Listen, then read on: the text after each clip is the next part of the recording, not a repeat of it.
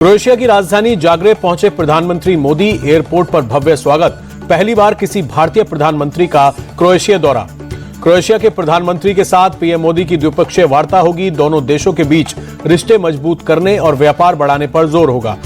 Zagreb के hotel में PM Modi का जोरदार स्वागत। प्रधानमंत्री ने भारतीय समुदाय के लोगों से बातचीत की। मोदी मोदी के नारे लगे। क्रोएशिया के होटल में पीएम मोदी का अलग अंदाज में स्वागत। कुछ महिलाओं ने गायत्री मंत्र का जाप कर पीएम का वेलकम किया।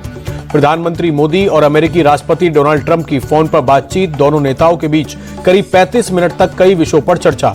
पीएम मोदी और राष्ट्रपति ट्रंप के बीच ऑपरेशन सिंदूर पर बात। पीएम ने स्पष्ट कहा, सीज फायर को लेकर अमेरिका से कभी कोई बातचीत नहीं हुई। पाकिस्तान के आग्रह पर सीज फायर हुआ।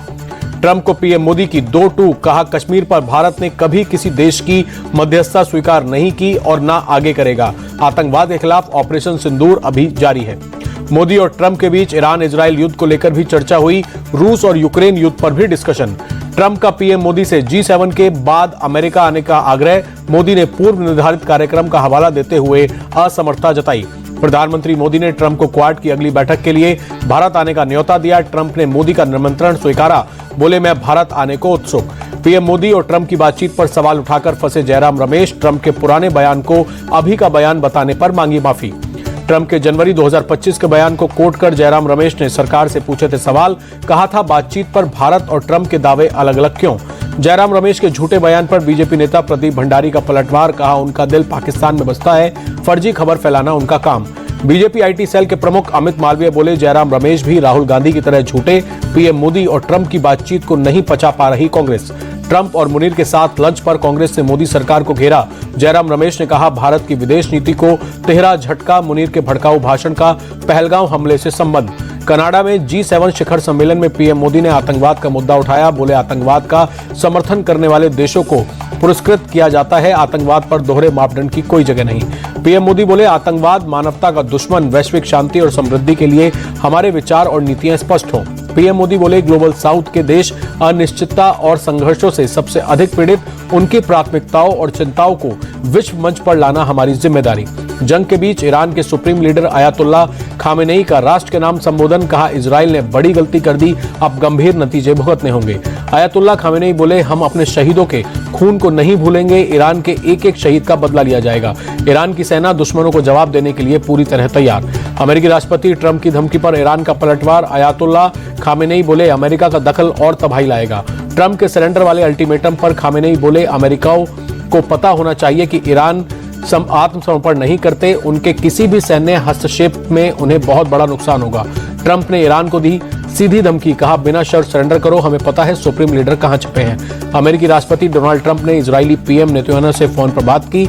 ईरान इजराइल युद्ध को लेकर हुई बातचीत। ईरान के पूर्व राजा के बेटे प्रिंस रजा पहलवी का बड़ा बयान। बोले, ईरान की सत्ता बदलने का समय आ गया। ये युद्ध ईरान के लोगों का नहीं बल्कि खामेनेई का।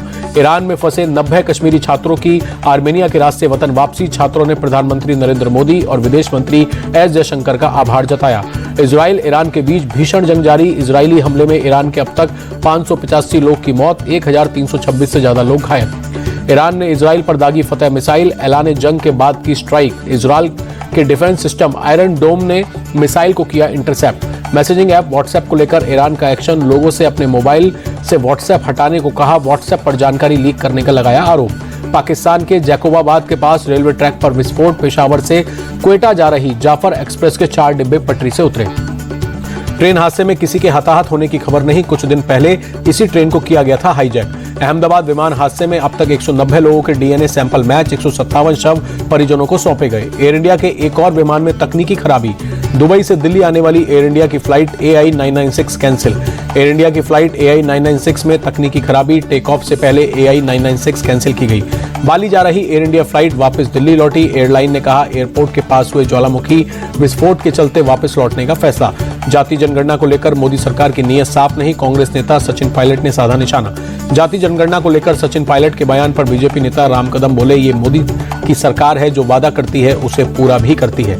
जाति जनगणना पर सचिन पायलट के बयान पर यूपी के मंत्री दानिश अंसारी का पलटवार। बोले, कांग्रेस को दलितों और पिछड़ों की चिंता होती तो जाति जनगणना करवा चुकी होती। छत्तीसगढ़, ओडिशा, तेलंगाना और आंध्र प्रदेश के मुख्यमंत्रियों के साथ बैठक करेंगे पीएम मोदी। 25 जून को दिल्ली में पोलावरम प्रोजेक्ट्स को लेकर होगी मीटिंग। बंगाल की सीएम ममता बनर्जी का बड़ा अटैक, कहा मोदी सरकार में संविधान कमजोर हुआ, बीजेपी राज में खुलेआम लोकतंत्र की हत्या। ममता बनर्जी ने बीजेपी पर दोहरे रवैये का आरोप लगाया, कहा उनके खुद के राज में संविधान की हत्या हुई, फिर भी वो संविधान हत्या दिवस मनाते हैं। दिल्ली पहुंचे यूपी के मुख्यमंत्री योगी आदित्यनाथ, राष्ट्रपति भवन में राष्ट्रपति द्रौपदी मुर्मू से की मुलाकात। सेना प्रमुख जनरल उपेंद्र द्विवेदी ने राष्ट्रपति द्रौपदी मुर्मू से की मुलाकात। पूर्व सेना प्रमुख रिटायर्ड जनरल वीपी मलिक भी मौजूद रहे। संघ प्रमुख मोहन भागवत ने एक बार फिर एकजुट होने की बात दोहराई, बोले संस्कृति के संरक्षण के लिए आपसी मतभेदों को हटाकर एक होने की जरूरत, हिंदू संस्कृति का रक्षा हमारा कर्तव्य है। तेजस्वी यादव को लेकर बिहार के मंत्री अशोक चौधरी बोले, आगामी विधानसभा चुनाव में तेजस्वी की पार्टी 25 सीट पर सिमट जाएगी। हिंदी भाषा विवाद पर राज ठाकरे बोले, हिंदी सुंदर भाषा लेकिन कुछ राज्यों तक ही सीमित है, महाराष्ट्र पर यह भाषा नहीं थोपी जा सकती। राज ठाकरे बोले, गुजरात में हिंदी अनिवार्य नहीं है तो फिर महाराष्ट्र में क्यों? मराठी भाषा के प्रति पहले ही अविश्वास है, हिंदी थोपी गई तो मराठी भाषा खत्म हो जाएगी। गोरखपुर दौरे पर सीएम योगी आदित्यनाथ ने मंदिर में लगाया जनता दरबार, एक एक कर लोगों ने समस्याएं सुनी। भोपाल में आपस में भिड़े कांग्रेसी, संगठन सृजन की बैठक में बवाल, जमकर चले लात घुसे। पंजाब की लुधियाना पश्चिम विधानसभा सीट पर कल उपचुनाव, 23 जून को नतीजे घोषित होंगे। आप, बीजेपी और कांग्रेस में त्रिकोणीय मुकाबला। आम आदमी पार्टी के गुरप्रीत गोगी की मौत से खाली हुई थी लुधियाना पश्चिमी सीट, आप ने इस बार मौजूदा राज्यसभा सांसद संजीव अरोड़ा को उतारा। लुधियाना सीट पर उपचुनाव से पहले केंद्रीय मंत्री और बीजेपी नेता रवनीत सिंह बिट्टू का आप पर बड़ा आरोप, कहा कहीं राशन तो कहीं कपड़े बांट रही है मान सरकार। गोवा के सीएम प्रमोद सावंत पणजी में क्रांति दिवस समारोह में हुए शामिल, सरकार के गृह विभाग ने किया कार्यक्रम का आयोजन। भाई डीके सुरेश को ईडी के सम्मन पर कर्नाटक के deputy CM DK Shivakumar का बयान, कहा वो सहयोग करने के लिए तैयार, ईडी को जो करना है करने दीजिए। दिल्ली के गोकुलपुरी में चला डीडीए का बुलडोजर, लोनी रोड पर बने 40 अवैध झुग्गियां गिराई गई। गुजरात के जामनगर में बुलडोजर एक्शन, 917 अवैध संपत्ति पर चला बुलडोजर। जामनगर में नगर निगम के 259 करोड़ की जमीन पर अतिक्रमण का पता लगाया, नदी किनारे बने अवैध निर्माण को हटाने का काम जारी। राजा रघुवंशी मर्डर केस की जांच के लिए इंदौर पहुंची शिलांग पुलिस, वारदात के बाद 14 दिन तक सोनम जिस फ्लैट में रुकी थी उसकी तलाश जारी। सोनम के माता पिता से शिलांग पुलिस की पूछताछ, सोनम के व्यवहार और दिनचर्या को लेकर सवाल जवाब। राजा रघुवंशी केस में संजय वर्मा नाम के नए किरदार की एंट्री, सोनम ने 1 मार्च से 25 मार्च के बीच संजय वर्मा को 112 बार कॉल किया, सोनम के कॉल रिकॉर्ड से खुलासा। फोन पर घंटों तक होती थी संजय और सोनम की बातचीत, राजा हत्याकांड में संजय वर्मा की भूमिका तलाशने में जुटी शिलांग पुलिस। राजा रघुवंशी की हत्या में इस्तेमाल किया गया दूसरा हथियार बरामद, पुलिस ने हथियार को फोरेंसिक जांच के लिए भेजा। एसपी ईस्ट खासी हिल्स विवेक सईम ने कहा, दोनों हथियारों को गुवाहाटी में एक ही दुकान से खरीदा गया। राजस्थान के अलवर में राजा रघुवंशी हत्याकांड जैसा मामला, पत्नी से प्रेमी के साथ मिलकर पति की जान ली, कातिल पत्नी और प्रेमी के साथ 3 लोग गिरफ्तार। सूरत की सोशल मीडिया इन्फ्लुएंसर कीर्ति पटेल अरेस्ट, हनी ट्रैप और जबरन वसूली मामले में पुलिस का एक्शन। नागपुर में शराब की दुकान में चोरी, 3,74,000 के सिक्के समेत करीब 5 लाख रुपए बदमाशों ने चोरी किए, सीसीटीवी में कैद हुई पूरी वारदात, पुलिस ने केस दर्ज किया। नागपुर में पकड़ा गया हाईटेक चोर, एमटेक की पढ़ाई और आईटी कंपनी की नौकरी छोड़कर चोर बनाए, जुए में पैसों की चोरी के बाद चोरी का रास्ता अपनाया। चंद्रपुर जिले से 190 किलोमीटर दूर नागपुर चोरी करने आता था आरोपी आशीष रेड्डी मल्ला, एक घर में चोरी के बाद पकड़ा गया। हरिद्वार में पटाखा फैक्ट्री में आग, कड़ी मशक्कत के बाद दमकल की गाड़ियों ने आग पर काबू पाया, लाखों का माल जलकर खाक। कन्नौज में रिटायर्ड शिक्षक को तेज रफ्तार कार ने मारी टक्कर, मौके पर ही मौत, सीसीटीवी फुटेज सामने आया। यूपी के आगरा में दर्दनाक सड़क हादसा, तेज रफ्तार पिकअप वैन अनियंत्रित होकर पलटी, 4 की मौत, 1 शख्स घायल। बुलंदशहर में भीषण सड़क हादसा, तेज रफ्तार कार अनियंत्रित होकर पुलिया से टकराई, टक्कर के बाद कार में लगी आग, हादसे में कार सवार 5 की मौत। यूपी के बुलंदशहर में पेट्रोल पंप कर्मचारी से मारपीट, पैसे के विवाद में नकाबपोश बदमाशों ने कर्मचारी को जमकर पीटा, पेट्रोल पंप कर्मचारी गंभीर रूप से जख्मी, पूरी घटना सीसीटीवी में कैद, पुलिस कार नवंबर से बदमाशों की तलाश में जुटी। ओडिशा में गोपालपुर बीच पर युवती से गैंगरेप, पुलिस ने 4 नाबालिग समेत 10 को किया गिरफ्तार। दोस्त के साथ गोपालपुर बीच पर घूमने आई थी युवती, ओडिशा के डीजीपी ने सीआईडी जांच के आदेश दिए।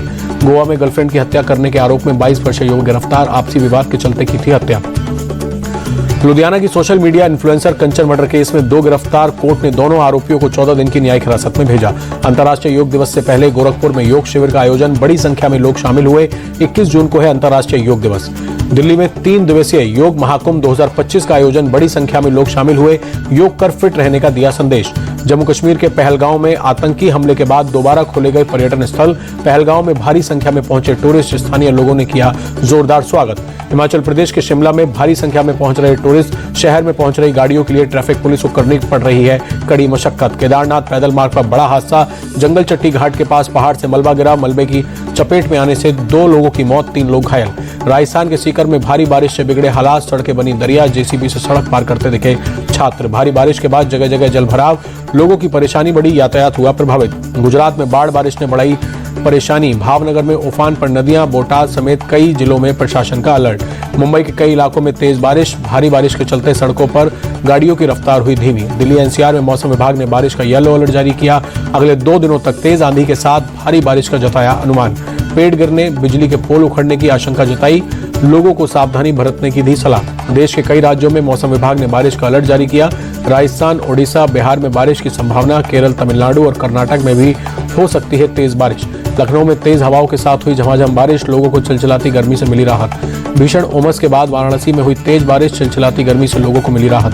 भारी बारिश के चलते पश्चिम बंगाल के पुरुलिया में बिगड़े हालात, रिहायशी इलाके में कई फीट तक भरा पानी, लोगों को सुरक्षित जगहों पर किया जा रहा है शिफ्ट। गिरावट के साथ बंद हुआ शेयर बाजार, सेंसेक्स 138 अंक टूटकर 81,444 पर बंद हुआ, निफ्टी में भी 41 पॉइंट्स की गिरावट।